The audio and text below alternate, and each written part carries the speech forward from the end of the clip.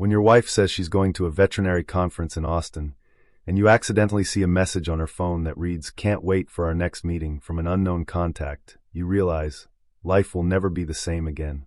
My name is Luke, and I'm 37 years old.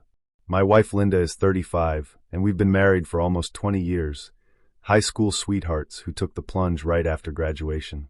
I work as an air traffic controller in Chesapeake, Virginia, managing the intricate ballet of aircraft in one of the busiest airspaces on the East Coast. She's a veterinarian at a prestigious animal hospital, treating everything from household pets to exotic animals. We seem to have built the perfect life. A cozy house in a quiet neighborhood, stable middle-class income, shared dreams about our future. But that September evening, when I saw that message, something clicked in my head. The way her fingers moved lightning fast to swipe it away. The flash of panic in her eyes before she composed herself. "Who was that?" I asked casually, trying to keep my voice steady. Linda laughed, but it sounded hollow. "Oh, just Dr. Martinez from the clinic. We're coordinating on a difficult case." Dr. Martinez. I knew Dr. Martinez. He was 63 years old with a wife and 5 grandchildren. He signed his texts with "Best regards, Roberto Martinez, DVM." That wasn't Dr. Martinez. I nodded, smiled, and dropped it. But inside, something had shifted. It was like standing in a room where you suddenly notice a smell you can't identify. You know something's wrong, but you can't pinpoint what. The next 2 weeks were torture. I watched Linda like a scientist observing a specimen, noting every detail, every anomaly. She'd always been beautiful, auburn hair, green eyes that sparkled when she laughed, but now I noticed things I'd overlooked. The way she tilted her phone away from me when texting. How she'd started taking calls in the garage, claiming it was about sensitive patient information. The sudden emergency cases that required her to stay late at the clinic 3 nights a week. And then there were the trips to Austin. Another conference? I asked when she announced the 4th one in 6 months. "The veterinary field is evolving rapidly, Luke," she said, not meeting my eyes as she packed. "I need to stay current with the latest techniques and treatments." "Of course," I replied. "When do you leave?" "Thursday morning. I'll be back Sunday night." I watched her pack expensive lingerie, the kind she never wore at home anymore. My gut twisted, but I kept my face neutral. That Wednesday night, after she fell asleep, I did something I never thought I'd do. I carefully lifted her phone from the nightstand, my heart hammering so loud I was sure it would wake her. Her face was peaceful in sleep, the face I'd loved for 2 decades. The phone was locked. Of course it was. It never used to be. But then I remembered, she had an old tablet in her home office, one she'd stopped using about a year ago. And if it was still synced to her accounts. I crept downstairs, my bare feet silent on the hardwood floors. The tablet was in her desk drawer, buried under old veterinary journals. My hands shook as I powered it on. It took forever to boot up. The blue glow illuminated my face in the dark office, and I felt like a criminal. Maybe I was. Maybe I was violating her privacy, destroying trust, becoming exactly the kind of paranoid husband I'd always despised. But then the screen loaded, and her messenger app opened automatically. And my world ended. The messages went back 18 months. Hundreds of them. Thousands maybe. Photos. Videos. Detailed plans. Intimate confessions. Oscar. His name was Oscar. Attorney at law based in Austin. 42 years old, according to his profile. Handsome in that polished, professional way. Expensive suits, perfect smile, confident posture. They'd met at a restaurant during her first real conference in Austin, the one she'd actually attended. He'd been at the bar. They'd started talking. 1 drink led to 2, 2 led to dinner, dinner led to... I felt sick reading the details. The way he described her body. The way she responded. The raw, unfiltered passion that I hadn't seen from her in years. But worse than the physical betrayal was the emotional intimacy. They talked about everything. Their dreams, their fears, their frustrations. She told him things about me, about our marriage, that she'd never told me. How she felt trapped in a suburban nightmare. How I was predictable and boring. How she'd wasted her youth on a relationship that had no spark anymore. Every word was a knife. But I kept reading because I needed to know everything. And then I found the messages from 3 months ago, and everything got exponentially worse. "I'm late," she'd written. "How late?" 2 weeks. "Are you sure?" I took 3 tests. All positive. There was a pause in the messages, several hours, and then, "This changes everything." "I know. What do you want to do?" And then, The message that shattered whatever was left of my heart. I want to keep it. With you. I want to start over. A new life. A real life. My wife was pregnant. With another man's child. And she was planning to leave me. But it got worse. So much worse. I scrolled further and found discussions about money. Detailed, calculated discussions. Linda had been systematically moving funds from our joint accounts. Small amounts that I'd never notice, she thought. 500 here, 1,000 there. She'd open a separate account, one I didn't know about, and had been funneling money into it for 6 months. Oscar's helping me structure it properly. She'd written to someone. I had to check the name, her sister. Her sister knew. He knows all the legal loopholes. By the time Luke figures it out, I'll have enough to start fresh. We'll have enough. They'd planned it all. She'd wait until she had enough money secured. Then she'd file for divorce, claiming irreconcilable differences. She'd be 3 months pregnant by then, far enough along that paternity would be difficult to contest if I tried to claim the child as mine for custody purposes. She'd move to Austin. Oscar would help her fight for half of everything in the divorce. And then they'd start their new life together. It was methodical, cold, calculating, and it had been going on right under my nose. I sat in that dark office until dawn, reading every message, documenting everything. When the first light crept through the windows, I heard Linda stirring upstairs. I quickly closed the tablet, hid it back where I'd found it, and went to make coffee. She came down 30 minutes later, freshly showered, wearing one of my favorite dresses. She kissed my cheek, the kiss of Judas, I thought bitterly, and smiled. "I'm going to miss you this weekend," she said. "I'll miss you too," I replied, and I was amazed at how steady my voice sounded. "Have a safe trip." I watched her drive away that Thursday morning, her car disappearing around the corner. Then I went back inside, pulled out the tablet, and started making copies of everything. But copying messages wasn't enough. I needed more. I needed proof so overwhelming that she couldn't talk her way out of it. So airtight that no lawyer, not even Oscar, could spin it in her favor. I called in sick to work, something I never did. Then I sat down at my computer and started researching. Divorce attorneys, financial forensics experts, private investigators. By noon I had a plan. The attorney I chose was named Margaret Chin, a sharp woman in her 50s who'd built a reputation for destroying unfaithful spouses in divorce court. Her consultation fee was expensive, but when I showed her the evidence I'd gathered, her eyes lit up. "This is good," she said, scrolling through the screenshots on my laptop. "Very good. But we need more. We need to prove the financial fraud. That's what's going to win you everything. And we need to do it carefully legally. Nothing that could be thrown out of court. What do you suggest? First, secure your assets. Open a separate account, just in your name. Start moving money there legally. Large purchases in joint names, put them under your name only. Document every shared asset we can. Second, we wait. Let her dig herself deeper. The longer she moves money, the more evidence we have. Third, she paused, studying me. How far are you willing to go? As far as necessary. She nodded slowly. Then I suggest we learn everything we can about Mr. Oscar. Because I guarantee you, he's got secrets too. And men like that? Men who seduce married women and help them steal from their husbands? They're usually doing it because they've done it before. That afternoon, I hired a private investigator. Not to follow Linda. I already knew where she was and what she was doing. No, I hired him to dig into Oscar's life. It took him 3 days.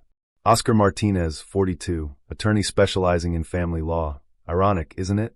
He worked for a prestigious firm in Austin. On paper, he was perfect. Clean record, successful career, active in his community. But the investigator was good at his job. Very good. Oscar was married. Happily married, according to his social media presence. His wife Elena was a pediatric nurse. They had 3 children, ages 12, 9, and 6. His Instagram was full of family photos, camping trips, birthday parties, school events. The perfect American family. Linda had no idea. I sat staring at the photos of Oscar's children, 3 innocent kids who had no idea their father was planning to abandon them. And I felt something shift inside me. This wasn't just about Linda's betrayal anymore.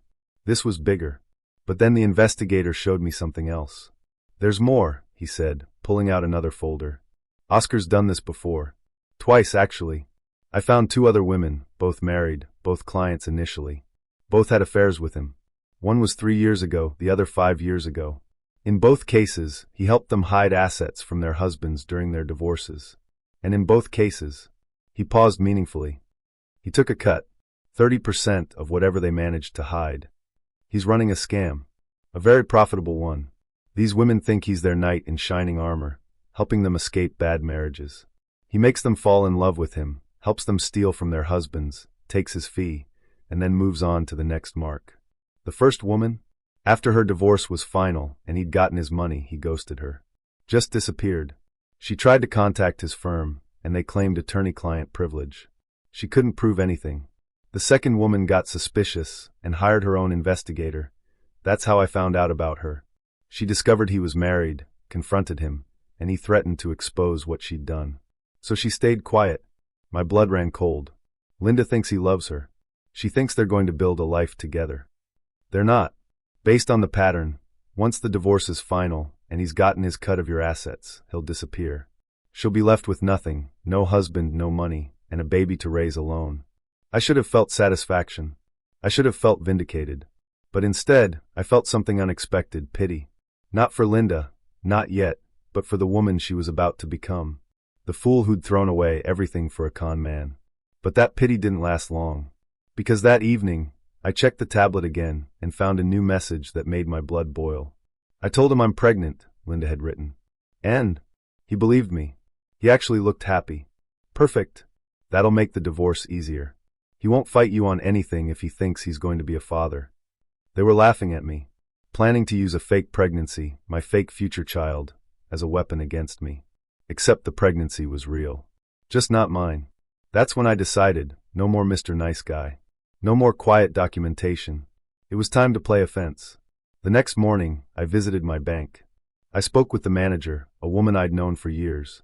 I explained that I was concerned about identity theft, not entirely a lie, and wanted to secure my accounts.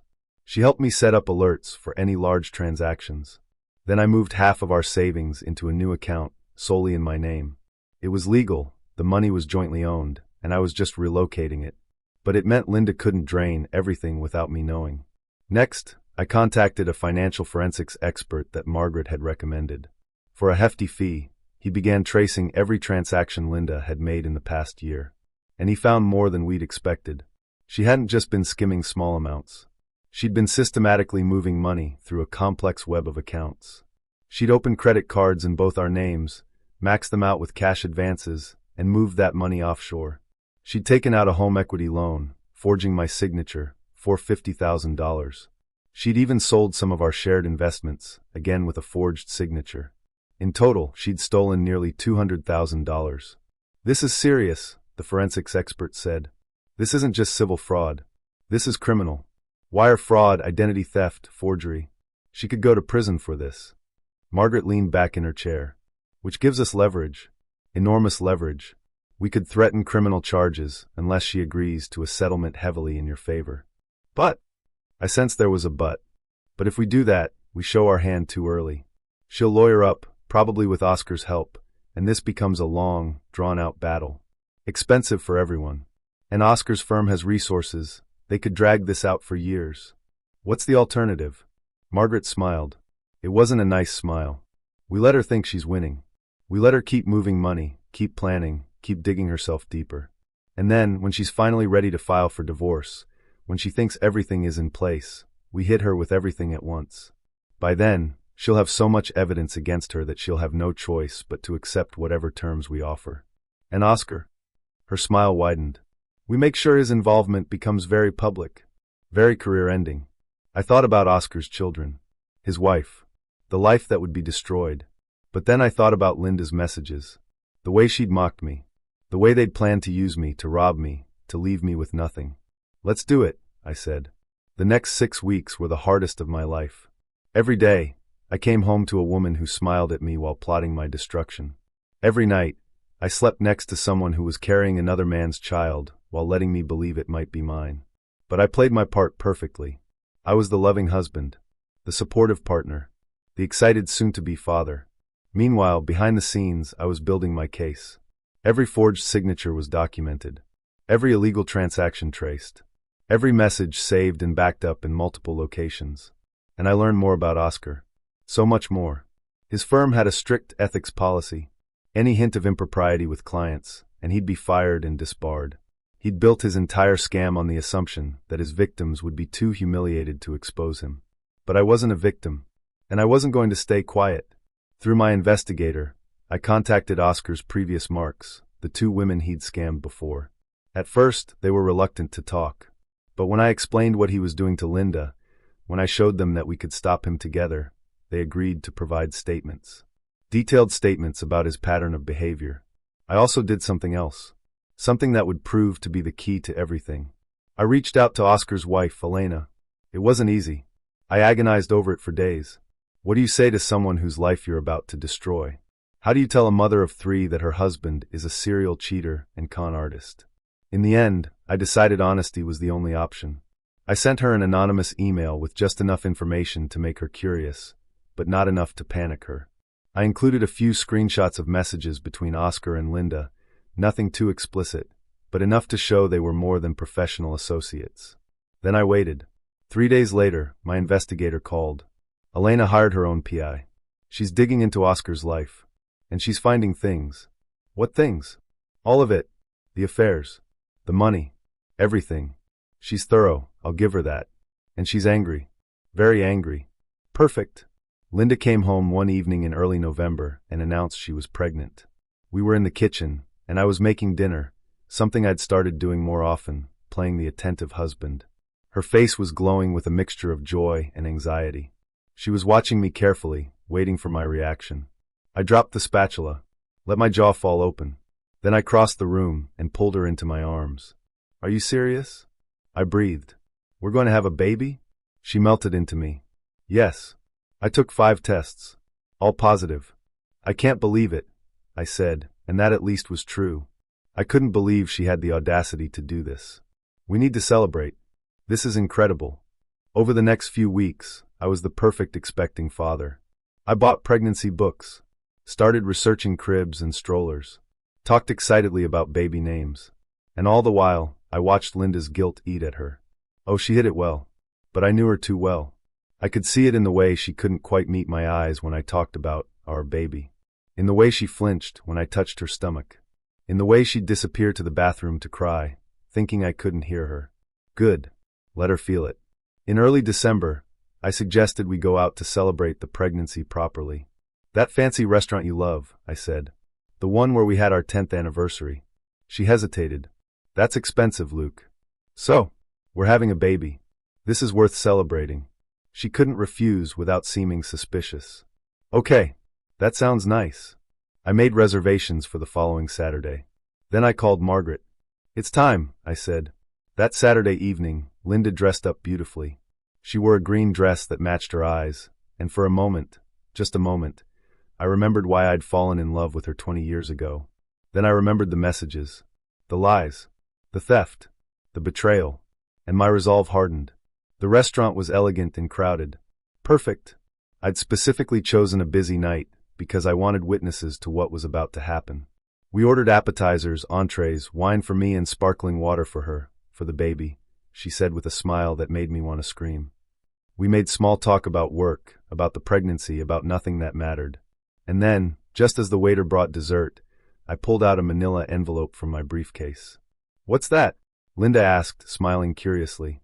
Open it, I said calmly. Her smile faded as she opened the envelope and began reading. I watched the color drain from her face. Watched her hands start to shake. Inside were printouts. Screenshots of her messages with Oscar. Bank statements showing the money she'd stolen. Copies of forged documents with her signature. Photos of Oscar with his wife and children. And clipped to the front, divorce papers. Luke, she whispered, looking up at me with wide, terrified eyes. I can explain. Don't, I said quietly. The tables around us were starting to notice. Perfect. I know everything, Linda. About Oscar. About the money. About the baby. All of it. Please, we can't do this here. Why not? I leaned forward. You've been lying to my face for 18 months. In our home. In our bed. I think we can have this conversation in a restaurant. She was crying now, mascara running down her cheeks. I'm sorry. I'm so sorry. I made a mistake. I'll end it. We can work through this. No, I said simply. We can't. And do you know why? Because you were never going to end it. You were planning to leave me. You were stealing from me. You forged my signature on legal documents. Do you have any idea how serious that is? I'll return the money. All of it. Please, Luke. It's too late for that. I pulled out another set of papers. These are statements from 2 other women. Women Oscar did the same thing to. He's running a scam, Linda. He doesn't love you. He never did. He's been using you to get to our money, and once the divorce was final, he was going to take his cut and disappear. She stared at me, uncomprehending. No, that's not. He wouldn't. He's married, Linda. Happily married. Has been for 15 years. 3 kids. Did he mention them? Or did he tell you he was divorced? Her face told me everything. Oh God, she breathed. And the best part? I couldn't keep the bitterness from my voice. His wife knows now. About you, about the others, about everything. She's filing for divorce too. And she's making sure his firm knows exactly what kind of man they've been employing. Oscar's going to lose his license, his career, his family. Everything. People were openly staring now. A woman at the next table had her hand over her mouth in shock. But here's what's going to happen, I continued, my voice steady despite the rage burning inside me. You're going to sign these divorce papers. Tonight. Right now. I get the house, the cars, all of our assets. You return every penny you stole, and I don't press criminal charges. Because make no mistake, Linda, what you did is criminal. Identity theft. Wire fraud. Forgery. You could go to prison for 10 years. No, please. Sign the papers, or I go to the police tomorrow morning. Your choice.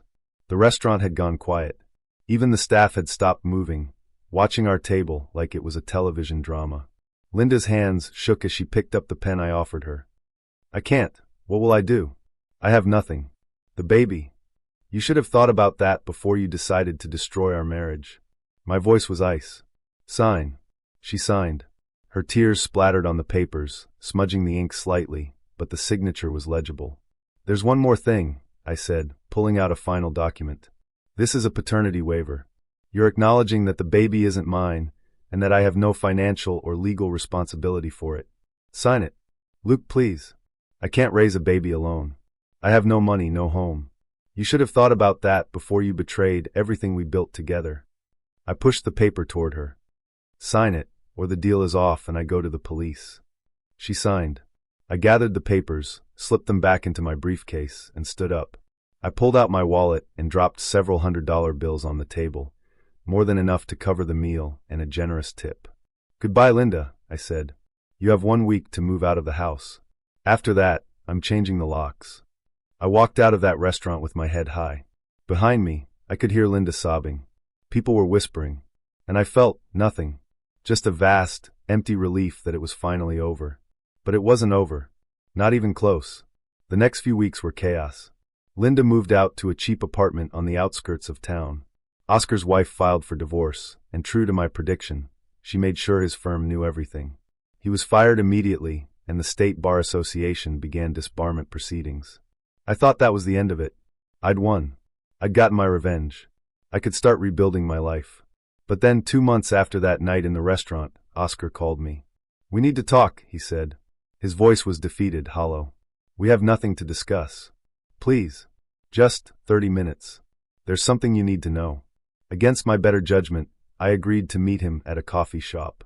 He looked terrible, unshaven, rumpled clothes, dark circles under his eyes. This wasn't the polished attorney who'd seduced my wife. This was a broken man. What do you want? I asked coldly. I want to explain, he said. Not to excuse what I did. I can't excuse it. But to explain. I'm listening. He took a deep breath. 5 years ago, my daughter, my oldest, Sophia, she got sick. Leukemia. The treatment was experimental, not covered by insurance. We nearly went bankrupt trying to save her. We took out loans, second mortgages, everything. And then, he paused, his eyes glistening. Elena's mother needed long-term care. Dementia. The medical bills kept piling up. We were drowning. So you decided to scam desperate women? I decided to survive, he shot back. These women came to me wanting to hide assets from their husbands. I didn't create that desire. I just capitalized on it. And yes, I crossed lines. Terrible lines. But my daughter is alive, and Elena's mother got the care she needed. And all it cost was your marriage, your career, and your integrity. He laughed bitterly. You're right. It cost everything. But here's what you need to know, Luke. The money Linda took. It's not all accounted for. I sat up straighter. What do you mean? She told you, and me, that she'd moved about 200,000. But the actual amount was closer to 400,000. She moved the other half to an account I knew nothing about. She was planning to scam both of us. I stared at him.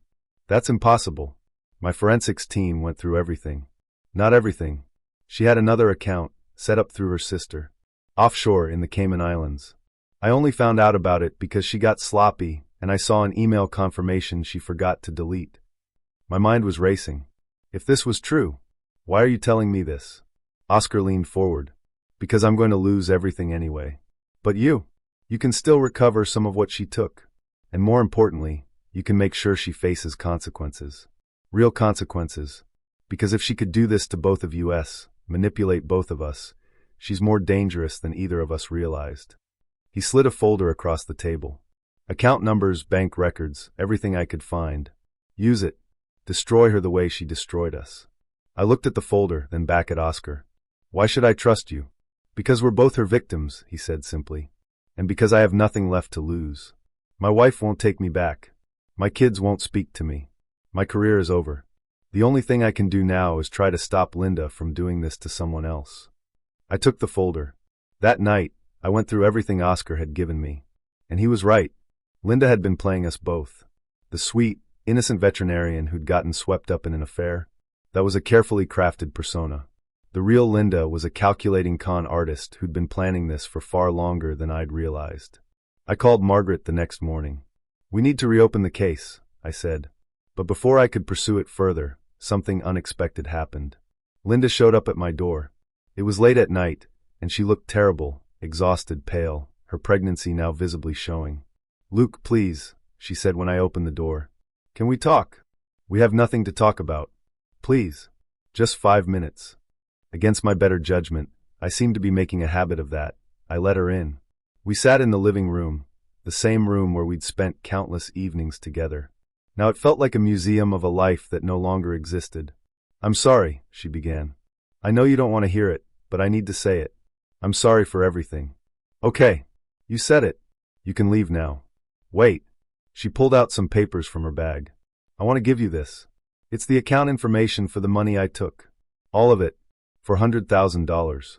I kept my face neutral, not letting on that I already knew. Why? Because it's yours. Because I stole it from you. Because. She started crying. Because Oscar left me. He used me just like you said. And now I'm alone, pregnant, with nothing. And I realized that everything you said was true. I destroyed the only good thing in my life for nothing. I looked at her, really looked at her. The tears seemed genuine. The remorse seemed real.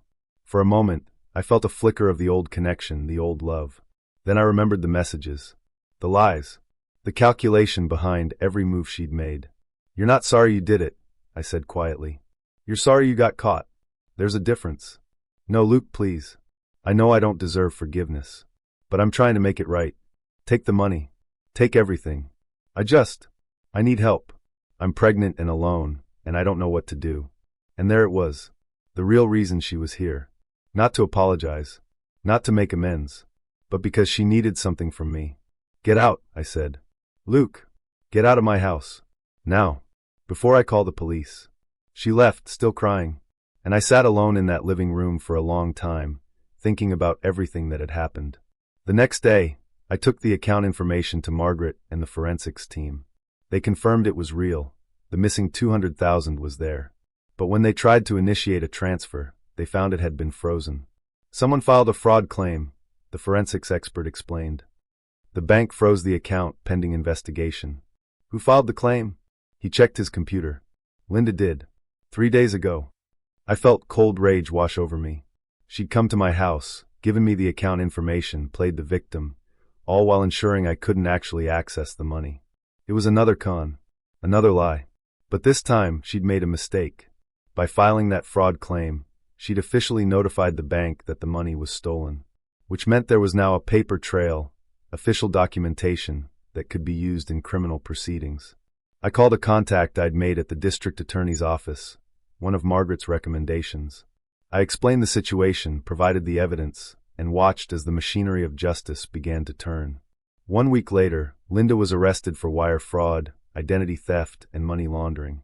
The bail was set at $50,000, money she didn't have since I'd frozen our joint accounts and she'd lost access to the offshore funds.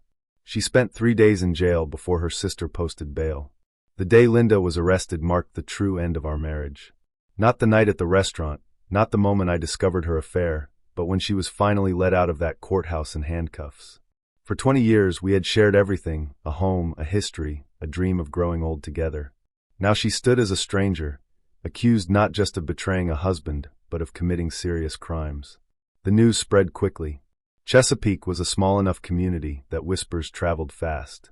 Our neighbors, her colleagues at the animal hospital, even my co-workers at the control tower knew the story in fragments. Some pitied her, some pitied me, and some whispered judgments about both of us. I stopped caring what anyone thought. For once, the only thing that mattered was the truth, and the truth was finally on paper in black and white. Margaret, my attorney, was relentless. With the fraud charges in play, the divorce settlement was finalized in record time. The court awarded me full ownership of our house, both cars, and the bulk of our remaining investments. More importantly, the judge signed off on the paternity waiver, legally severing any connection between me and Linda's unborn child. For the first time in months, I could breathe. But relief didn't feel like victory. It felt hollow. Nights were the worst. I'd lie awake, staring at the ceiling, replaying every memory, the high school dances, our wedding day, lazy Sundays on the couch. All of it poisoned now, tainted by the knowledge that the woman beside me had been planning her escape for years. Oscar's downfall came even faster than Linda's. Once Elena, his wife, filed for divorce and presented the statements from his previous victims, the state bar had no choice but to act. He was disbarred within weeks. The man who had once strutted through courtrooms in tailored suits was suddenly unemployed, disgraced, and fighting for visitation rights with his children. One afternoon, months after everything unraveled, I got another call from him. I almost didn't pick up, but curiosity got the better of me. His voice was quiet, broken. "Luke, I just wanted to say thank you." "For what?" I asked bitterly. "For exposing me. For forcing me to face what I became. I don't expect forgiveness, but I'm trying to be better for my kids. That's all that's left now." I didn't respond. I didn't know what to say. In another life, maybe Oscar and I could have been friends. But in this one, he was the man who helped destroy my marriage. And yet, he was also a man who had lost almost as much as I had. Almost. As for Linda, her case dragged on. Her lawyers tried every tactic, emotional appeals about her pregnancy, claims that Oscar had manipulated her, even desperate pleas to reduce the charges to civil fraud. But the evidence was overwhelming. The forged signatures, the offshore accounts, the financial forensics, it was airtight. The day of her sentencing, I went to court. I didn't need to be there, but part of me wanted closure. She looked different, thinner, pale, her once bright eyes dulled by months of stress. She was 7 months pregnant then, her belly unmistakable under the loose dress she wore. When the judge handed down the sentence, 3 years in federal prison, with the possibility of early release, she burst into tears. Her sister clutched her hand, whispering reassurances. I felt nothing. No triumph, no vindication, not even pity. Just emptiness. Afterward, as she was being led away, she turned to me. For the briefest moment, our eyes met, and I saw the woman I had once loved, buried beneath the lies and betrayal. But the moment passed, and she was gone. Life didn't snap back to normal after that. It couldn't. I spent months rebuilding myself, piece by piece. Therapy helped. Friends helped. Work kept me grounded. There's no room for emotional chaos when you're guiding hundreds of lives safely through the skies each day. Slowly, I began to reclaim my house.